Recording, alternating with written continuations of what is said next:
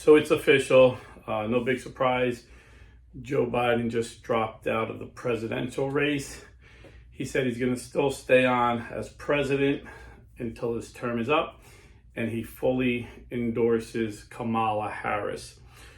So a couple things. Number one, if he can't even run a campaign, how does he run a country? Obvious questions that needs to be asked. Number two, if he's fully endorsing Kamala Harris, it appears that she's not going to automatically get the nomination. There's going to be some kind of process. He's going to release his delegates, and they're going to be lobbied by other politicians within the party. I heard a few names out there, but personally, if they were smart, their best pick would be Josh Shapiro, the governor of Pennsylvania, for president, and Gretchen Whitmer, the governor of Michigan, for his vice president. That would be a hard ticket to beat because they're both popular in their respective states, and whoever wins Pennsylvania and Michigan wins.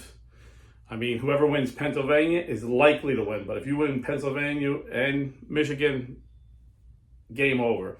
Right now, Trump leads in those two states, and J.D. Vance is very popular. He's a real Midwesterner. He's a real Rust Belt guy. He's a real blue-collar guy that, by the grace of God, made it to Yale Law School and graduated. So he was a good pick to defend the Rust Belt state. But like I said, I would have went for Glenn Youngkin in Virginia to give us Virginia, because then it's another front the Democrats would have to defend on. But I think JD was a great choice, and he's young. He'll appeal to the young guys and girls. But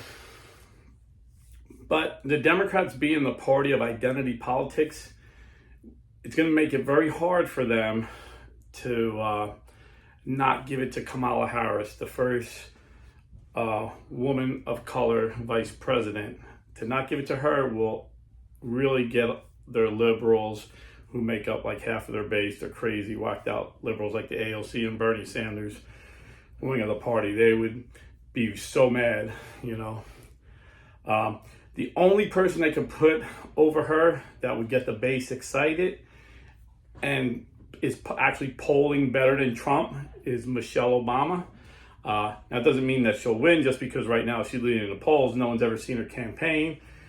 We don't know how she would do in debates. But right now, according to the polls, she would beat Trump. But it's hers for the taking if they offered it to her. But I don't know if she would want it. She said in the past she doesn't want it. So, but you never know. Another name that was thrown out there was Hillary Clinton. But again, if she bumped Kamala Harris, the progressives would be really mad. So I'm thinking they might have what looks like a fair primary process to the people, but the Democrat bosses always pick who they want. They always, and I'm going to prove this to you in a minute. But I think they'll probably pick Kamala and Gavin Newsom, which would be very weak. They're both from California, so that gives them nothing but the states. But that's what I'm seeing, the way that would keep their people happy. But you never know. It could be none of these people. It could be none of these people that I'm mentioning. But what I do know for sure is the Democrat Party is run like the old Soviet Union Politburo. They control. We seen it when Bernie Sanders was leading Hillary Clinton. And because of WikiLeaks, we found out that the Democrat National Convention was doing everything to help Hillary beat them. In fact, they got CNN, Donna Brazile, to give Hillary Clinton the questions to the debate she was having with Bernie Sanders. So they're going to pick who they want. Everybody they wanted, they picked. The establishment wanted Hillary, they got Hillary. The establishment wanted Obama, they got Obama. The establishment wanted Joe Biden, they got Joe Biden.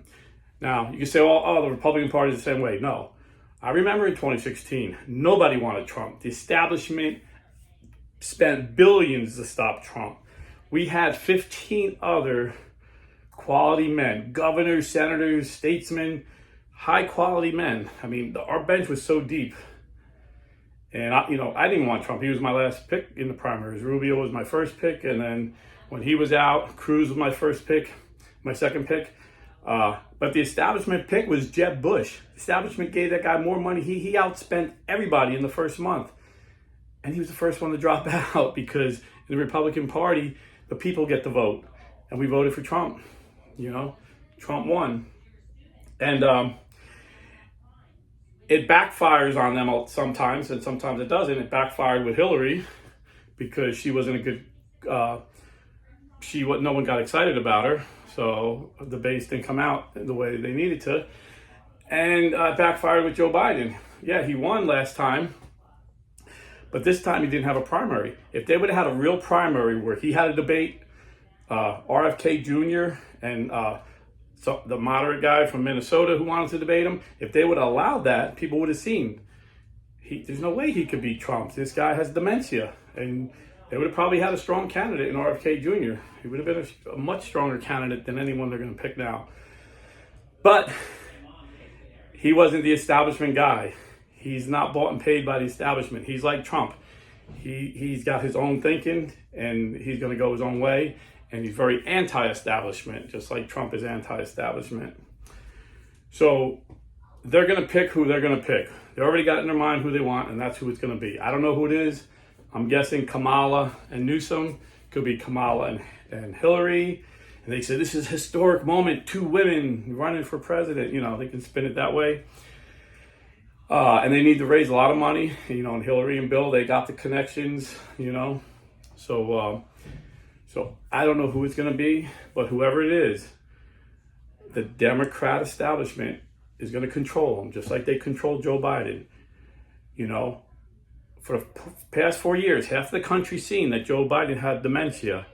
And the other half of the country said, oh, that's fake. That's fake news. The media was calling it fake video clips of Joe Biden. Just 2 weeks before the debate, when the whole world seen that Joe Biden had dementia, the New York Times said the Republicans are running these fake videos showing Joe Biden with dementia. Joe Scarborough said he's the sharpest guy. I talked to him. He's sharper now. This is the best version of Joe Biden ever. The people in the meetings tell me he's the sharpest guy. And then the day after the debate, Joe Scarborough said, Joe, I love you, but you need to step down. So they knew this the whole time, and they tried to hide it from us. But they knew they had a debate, so they put the debate closer than ever. We've never had a debate in June. Debates are usually in August and October. Or August, September, and October, if they agreed to 3. We had it in June because they knew he was going to get exposed, and then they can bait and switch and put who they want, not who the people voted for. Just think about how undemocratic that is.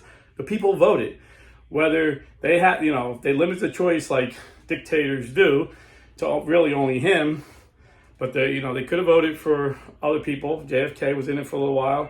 That guy Dean Phillips was in it for a little while. So 14 million Democrats voted for Joe Biden, and now they forced him. He didn't want to resign. He was fighting. They wanted him to resign the day after the debate. It's been like almost a month, and they forced him. And the way they forced him, they told him straight up, this is public, that he was told he'll never get his presidential library. The donors will not build his library. So that's like really big to ex-presidents to have a library built for them, like their George Bush library, Ronald Reagan library, Barack Obama library. They told him you'll never get it. And I would not be surprised if it comes out eventually that they say, well, here's $20 million book deal for you, $20 million book deal for Hunter, $20 million book deal for Jill, for your brother. Because the whole Biden crime family, this is how they made their living, grifting. And this was the best grift. He was president. He's been grifting since he's senator in the 1970s. Then became vice president. And we know for a fact the grift was so great there that Hunter Biden made millions of dollars from Ukraine, millions of dollars from China, and $1 million from Russia. This is fact. This is all out in the open now. So there's no way the Biden crime family was going to give that big of a grift up. They had to offer him something. My estimate, it's got to be in the hundreds of millions when it's all said and done, if you just step aside. Because he's a very corrupt man. He has no principles. But they left him no choice. Basically, they gave him an offer he couldn't refuse. So that's my take on that. But whoever it is, just know the Democrat Party who believes that a woman should be able to kill her body through the entire 9th month and beyond, this is their platform. They're going to be in charge, no matter who the president, no matter how. Josh Shapiro will come across like a moderate Pennsylvanian. He's going to follow that Democrat philosophy, which also says they believe that children as young as 8 years old should be allowed to start their transition from boy to girl or girl to boy. We just had the European Union, which is usually more liberal than America until Joe Biden took over, say it's very dangerous to start transitioning children. They banned it under 18. Our Secretary of Health in America said, please kind of keep this quiet because we believe that children as young as 8 years old should get it in America. So we're even more liberal than Europe now with this administration. But like I said, it's not Joe Biden. Obviously, he's not running anything. You can see he can't even remember his name half the day. But that same party, that Democratic Party, will be running no matter how moderate they make the person look. Josh Shapiro or Whitmore, or they even got a moderate-looking guy in North Carolina. I think his name is Roy Cooper. He might be another good pick to have in there because if they win North Carolina, that helps them a lot. But as Christians, we need to stand up for life. Christians have always been pro-life from the very beginning of the church. Catholic Christians used to rescue pagan babies that they would throw into the woods. See, if a pagan had a baby they thought was weak, they would throw them in the woods. And they would either get eaten alive by wolves or they would be taken into slavery by some nefarious people walking through the woods. And the Christians would go into the woods and take these babies and raise them. We've always been pro-life. So you have to vote pro-life if you're a Christian. You just have to. And I know a lot of people are upset because the Republicans took everything out about abortion out of the platform. But you can look by what the man has done. Donald Trump gave us 3 judges that reversed Roe v. Wade. He gave us hundreds of judges that will allow these bans, these state bans. Biden's given us all these federal judges that will overturn these state bans. President Trump expanded the Mexico City policy that won't allow us to pay for abortions overseas. Joe Biden rescinded it. There's so many little things other than, don't just go by what people say. Bush Bush said he was all for overturning Roe v. Wade, and we had a powerful statement in the platform when George W. Bush ran. And what did he do? His first appointment was Harriet Miers to the Supreme Court, a pro-abortion lawyer. Thankfully, the pro-life Republicans got her to resign and forced him to put in Alito. But that was his first choice. He also expanded funding the Planned Parenthood. So Trump may not talk like a born-again Christian like George W. Bush, but look at his actions that he's done, and you can tell what he's going to do in the future. And J.D. Vance, another strong pro-life Catholic. He's a young Catholic. He's not a perfect Catholic. None of us are. But he's strongly pro-life. And if Trump wins, he'll probably take over the mantle. So please pray, vote pro-life, and stay Catholic.